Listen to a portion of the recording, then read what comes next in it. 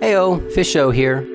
In this video, we're going to break down the different parts of our timed return trip Ender Pearl Stasis Chamber. This contraption is meant for Java Edition survival servers that don't allow teleports such as vanilla servers. With it, you can take timed return trips to your bed spawn or the server's world spawn and then back again to your Ender Pearl Stasis Chamber. The setup does not require another player to work, and it doesn't require being linked with always loaded spawn chunks. It can be anywhere in your survival world.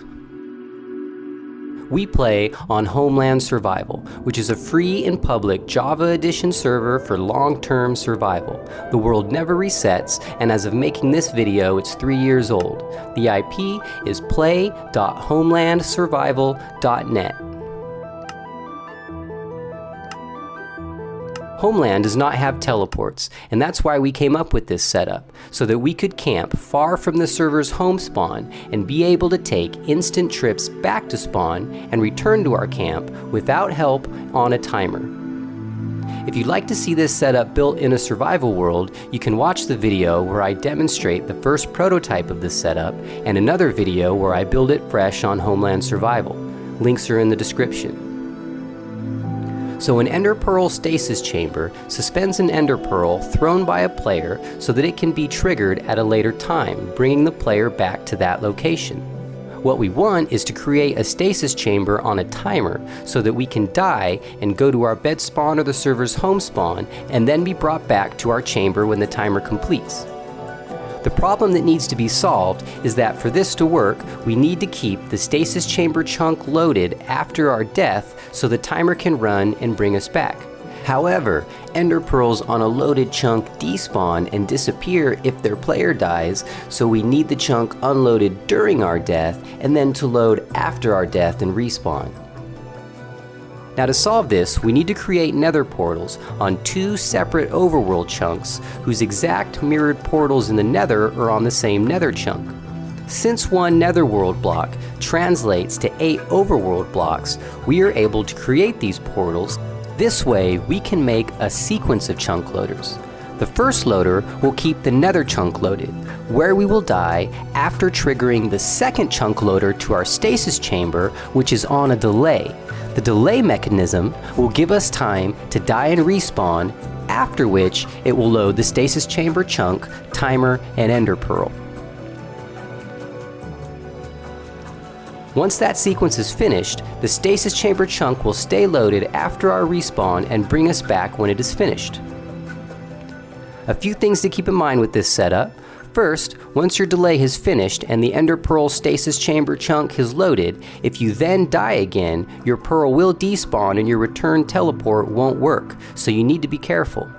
Second, if a server resets or crashes, the chunks we are using for this contraption won't load again with a reboot, so you'll want to time your uses of this around any server reboots and hope there's no crashes. 2 things can be done to address these problems. First, you could leave an alt on the nether chunk to simplify the setup and keep the nether chunk loaded regardless of server resets. And second, if you have friendly players near your base, you can leave a backup suspended ender pearl so they can bring you back in case something goes wrong. Also, it's important to know that chunk loaders can be prevented on some servers, so you'll want to test that. Since there's a lot of parts to this setup, this video is meant to give a clean view of the contraptions involved. Watch the next video where I build this again in survival on Homeland so you see it all come together and learn the finer points. I'm first going to run through and show you the sequence of starting everything up, and then after that we're going to rebuild everything so you can see how it's done. You can see that I've divided up the map here by chunks just to mimic what's going to go on in a server world. By pressing F3 and G together, you can see chunk borders, and you can see that I have a nether chunk here, and then 2 separate overworld chunks. When you go to start this contraption, you're first going to come to the overworld chunk with our Ender Pearl Stasis Chamber, with our suspended Ender Pearl up there. You're going to start the timer by which eventually the soul sand will be triggered, so our Ender Pearl can descend and will be brought back here. So all of this I'll be showing you how to build next. And then you're going to come and start the chunk loader. After that, you'll go back into the nether. Once you do, the overworld chunk will unload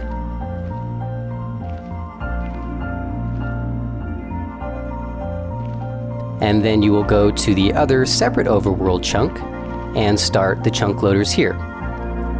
So you'll start this chunk loader in the overworld, and then you'll go back to the Nether. Again, and going back to the Nether, the overworld chunk will unload. And so to start that back up again, you'll start a chunk loader on the Nether side. And then these two, back and forth, will keep each other loaded. Now these are only temporary chunk loaders, and the reason we're doing this, again, is so that the chunk loader will keep the Nether chunk loaded after we die long enough for the delay to run and start the next chunk loader loading our stasis chamber. So now we'll build this over again. You can see I have the chunks mirrored over here. To start off with, we'll build our mirrored Nether portals. Okay, so I've built these portals which mimic the mirrored portals on a survival server. These are regular sized portals that are 2 blocks wide. The chunk loaders for these are very simple. First, we'll set up dispensers on both sides of the Nether portals. These will be on opposite sides.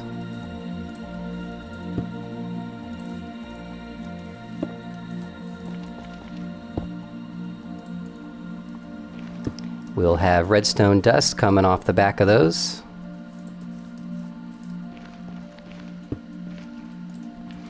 And then these are going to be triggered by this simple redstone pull circuit. To build that, we'll start with repeaters. And you're going to make these in a circle. We'll slow them down with 3 clicks each. And then redstone to complete the circuit. To start the circuit, we place a redstone torch, which will send a pulse around the circuit. And now to make it loop, we're going to break the torch, and before the redstone turns off all the way around, we'll place a piece of redstone dust, which will continue the previous charge part, and they'll chase each other around and just make a loop. And there we go, continuous redstone pull circuit. Now when you're ready to trigger this chunk loader, you'll just take a separate piece of dust and connect it off the end of that circuit, and it will hurl items from the dispenser through the Nether portal to load the chunk on the other side, and you can just fill this with items, plenty enough time for what we need. And same thing on the other side. I'm going to make this one over on the side of the chunk here to save room for the later builds. So we make the circuit, place the torch, and break it before it comes around, and there we go. I didn't slow this one down, so we'll slow it down again.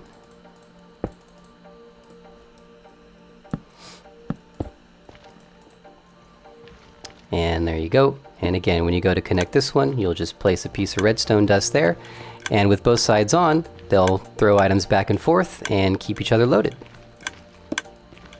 Now for the Ender Pearl Stasis Chamber chunk.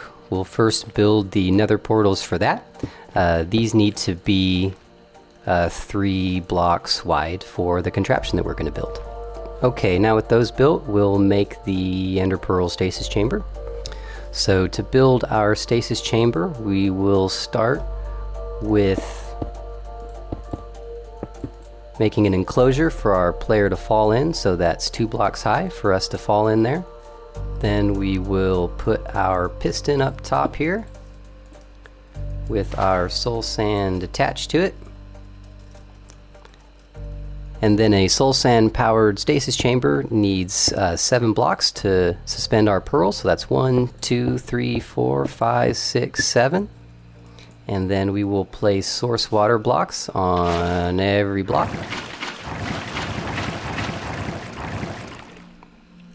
And then there we go. We can throw an ender pearl in.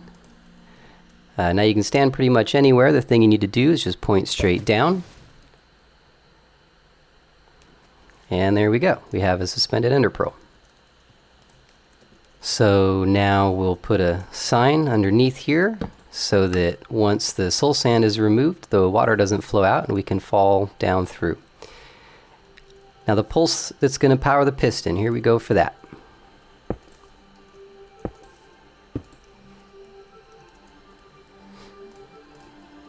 So for that, we're going to put a piece of redstone dust going right into it. then coming down this way.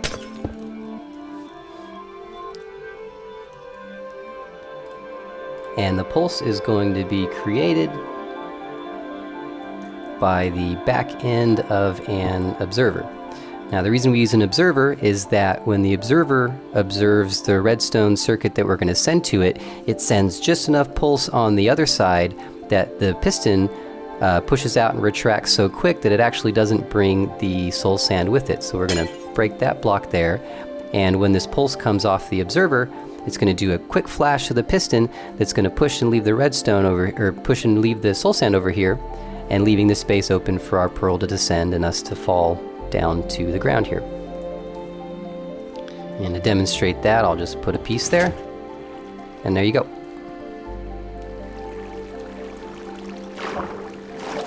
Looks like we needed one more block here to prevent that.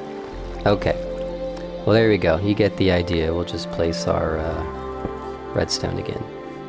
So now to retract it, we'll hit it again, and there we are, reset.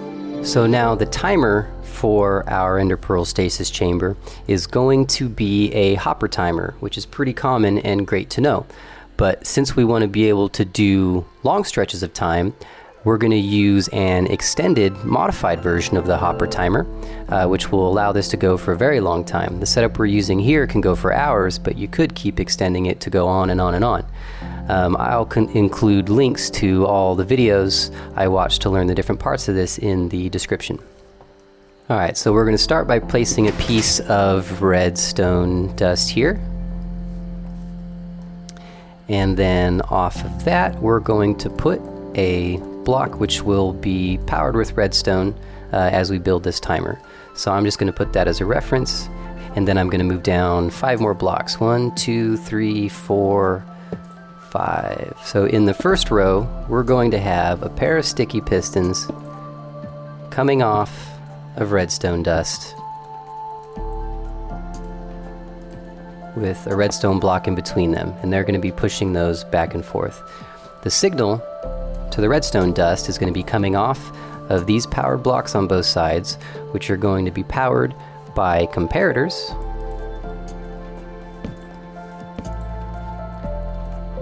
which are going to be coming out of our hoppers. So for that, you have 2 hoppers pointed into each other. Now the way this works is that when these hoppers have items in them, they're going to put off a redstone signal that'll trigger the comparator, go through this now live block into the redstone dust, and will power the piston. The items will transfer through, and once they're all the way through, the comparator will go dead, the piston will retract, and this side will now be extended, and it'll go back and forth like that. Now we're going to put a block here that's going to be powered by a lever, and we're just going to flip that on to be an on-off switch for our timer.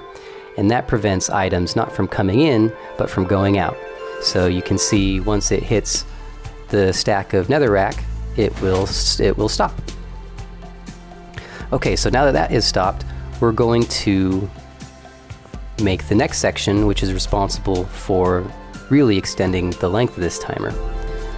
So to begin with, we're going to place a piece of redstone underneath the redstone block.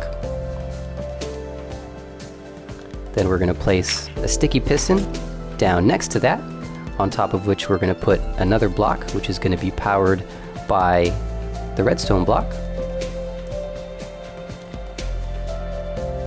That block is going to go down into a repeater. That repeater is going to make these 2 blocks live with redstone dust on top of them, which are going to be attached to torches. So what's happening here is, as this hopper timer is going back and forth, the redstone block is going to be going left and right. It'll go left and it'll go right, and when it goes right, it'll trigger this whole mechanism. The point of this is that it'll toggle these torches off, which will allow a second set of hopper timers to transfer items. So first off, this needs to be slowed down to 3 ticks, which is going to make it slow enough to hold the torches off long enough that these sets of hoppers going into one another will allow an item to pass. So now the difference is this timer passes items continuously. Once it does a round trip, it'll go through and turn off these torches, but just for a brief second, only allowing one item at a time to pass through here. That way, every one item in here will be a multiple of a round trip of these timers. So I've learned that a round trip of this hopper timer takes about 4 minutes, after which it will trigger a single item to be passed between these hoppers. So every item you place in here will add another 4 minutes. You can do the math there, but you can extend this to go longer and longer.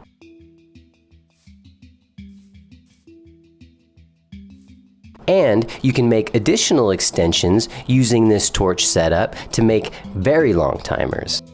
And now we'll set the rest of this up. So again, we have our hoppers that are locked by the torches underneath them. Out of those, again, are going to come comparators. They're going to go into this block, making it live, which will pass over into redstone dust, which will then hook into sticky pistons, which are then pushing back and forth a block of redstone. Now for the minimum amount of time, you need to have at least one item in both of these hoppers. So to prime this is what I like to do. The reason I have the lock on this hopper is so you get one full round trip before triggering this part of the timer.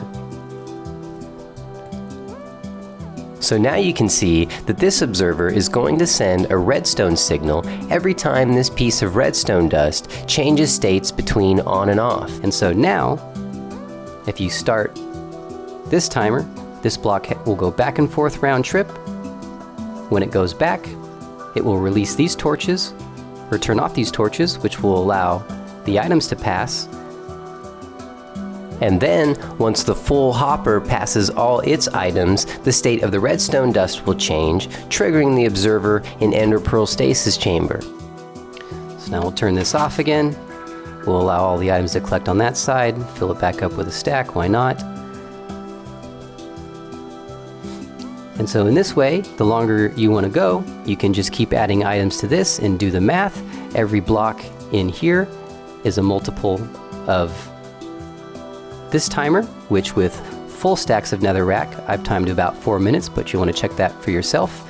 And that is the delayed timer for our stasis chamber. So now for the chunk loader for this side. The chunk loader for this overworld chunk with our stasis chamber, we're going to start with packed ice. We're going to place 2 packed ice. And then on the back end, we're going to place a dispenser, point it up. Then we'll close that off.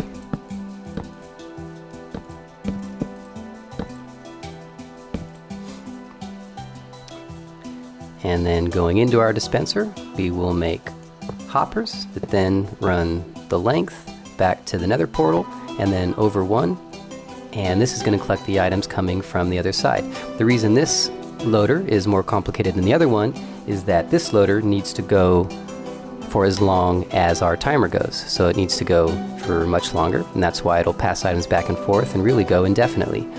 So this is going to work by dispensing items up into a stream of water.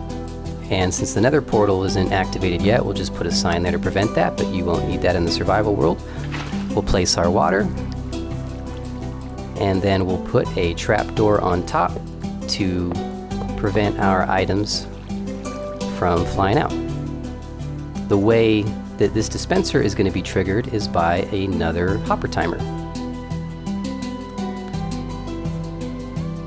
For that, we'll put a repeater going into it. Then we'll put another repeater here with a block that will be redstone live eventually. We will add a piece of dust there, and then we're going to make another hopper timer. So this block is an extra block than the hopper timer that's additional to the one that we built before, and this is how this is going to work. So again, same setup.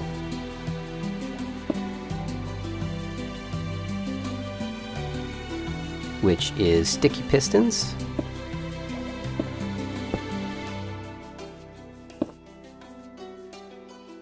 With 2 blocks in between to push back and forth this redstone block. The redstone dust is going to be coming through these blocks, which will be made live by comparators. Coming out of our hoppers, which are running into each other.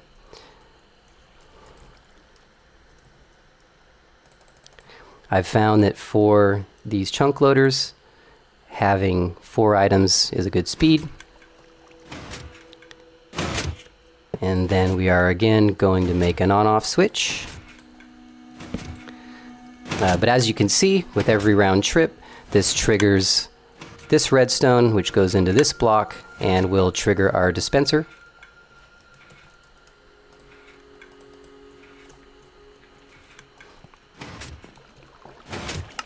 Which will throw items.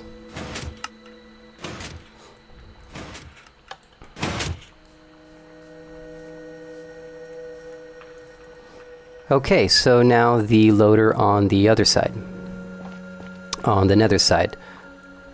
For this, we're going to start with more packed ice. We are going to put it on the opposite side so that it'll be sending its items into the hopper. And actually, just for safety, we're going to put a block behind there just to catch the items, or stop the items. Okay, so this one's a little more complicated since we can't use water in the nether. For this, we're going to be projecting the items with a slime block.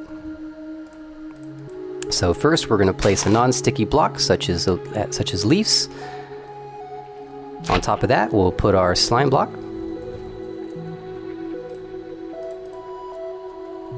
And then a block, 2 blocks back, we'll put a sticky piston. The sticky piston is going to be toggled on and off, back and forth by a redstone torch. So now we'll make a chamber for our items. The way this is going to work, we'll place a block where our items are going to rest. We'll use droppers this time rather than dispensers. You have one going up, one going over. On this side, we're going to put a regular piston. And then on this side, we're going to put another non-sticky block to not catch our slime block when it goes back. And then lastly, another trap door on top to keep our items from going wild. And that's the basic chamber for our items. They're going to be dropped from the dropper into this chamber. The slime block is going to retract. The piston is going to push the items over to the ice, and the slime block is going to go forward and project them through the nether. So now to get items into our dropper, we'll do hoppers. One going in, one going into that across the nether portal, which will be collecting the items coming from the other side. And then this is how we power it. So this block is going to be what distributes the redstone circuit to everything. And that is going to be triggered by an observer. The tail end of an observer, which is going to be watching another hopper timer. So now that these are set, we'll take some repeaters to pass the circuit around. So the first repeater goes into our droppers. Then we also send the redstone signal this way with 2 more repeaters, which is going to go to redstone dust. That'll go up onto this block to toggle the torch on and off. We're going to slow these down by 3 each, and then we're going to put another repeater coming off this block with the torch going back into our piston. And this is the unpowered mechanism. We'll throw some items in there and then we'll just test it real quick.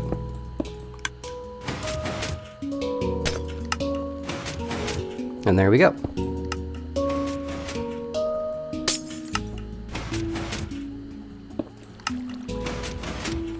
So you might want to mess with the timings just to make sure everything is running right. You can also put a block in there just to make sure that the items go through. That is the basic mechanism. So this chunk loader is going to be triggered by another hopper timer.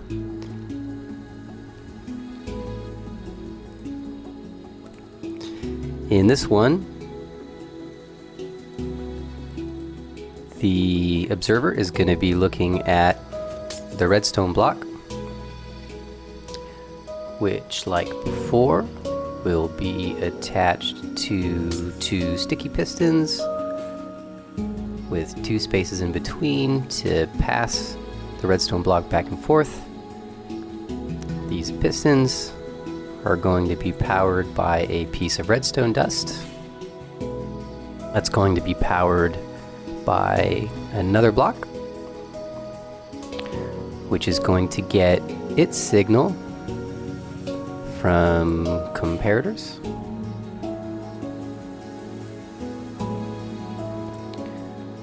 which are coming out of our hoppers.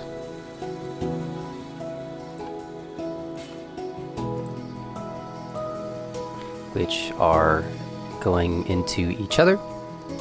And for our chunk loaders, again, I have found that 4 items works pretty well.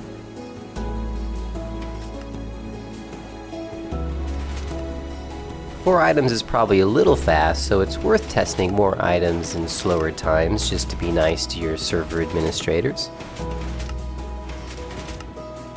Looks like I forgot 1 block here on top of this hopper, which will prevent that hopper from stealing some of our netherrack. Okay, so rather than having an on-off switch with a lever like we have before, this timer is going to be toggled on and off through this redstone torch. And this is going to allow a on-off toggle through our delay to start our timer. So it's going to end in this redstone torch. And the way we will make the toggle switch is we have a comparator going into the block, holding the torch. Alright, so this is where the magic happens. 1 block away from our comparator, we're going to have a dropper pointed up, dropper pointed over, and then another dropper down below pointing into the comparator, and then a hopper going into that. And so the way this works is the first hopper is going to hold a single item, and when a redstone current hits that dropper, it's going to go up to the next dropper, which is going to put it into the hopper, which is going to go down into this dropper. And once that's holding an item, it'll produce a redstone signal going through the comparator into this block, and we'll toggle off the redstone torch, starting our hopper timer, which is going to power our chunk loader. And so now off of our dropper, we'll put some redstone dust. Into that, we'll put a repeater. And then for our delay, we're just going to put a bunch of repeaters. Definitely a better way to do this, but this is what we're going to work with.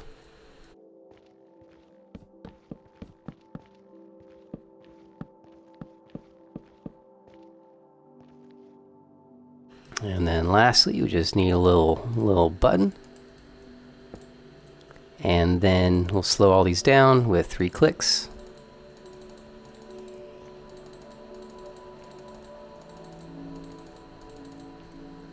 Redstone dust connecting them.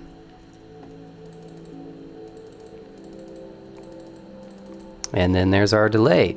So again, if we were in a survival world, we would have already started our Stasis Chamber timer for our return trip, as well as our chunk loader on that overworld chunk.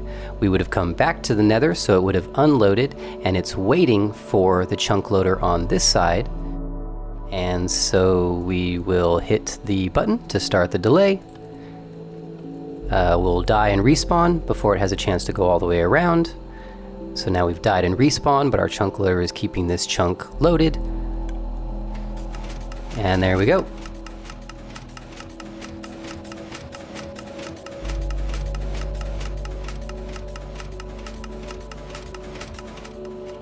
Oh, I'm missing a comparator on this side. Okay. Anyways, so there we go. To turn this off, we can just take that item out, put it back on the start of the switch. So, there are all the parts to the timed Ender Pearl Stasis Chamber. To see this built on a survival world and pick up more tips, watch the next video. I'm sure some of you will have recommendations for how to improve this, and that's great. Go ahead and leave some comments. But this will accomplish our goal of making an unassisted return trip machine to the world's home spawn and back to our base. I hope you all learned something new. If you join Homeland someday, tell us hello.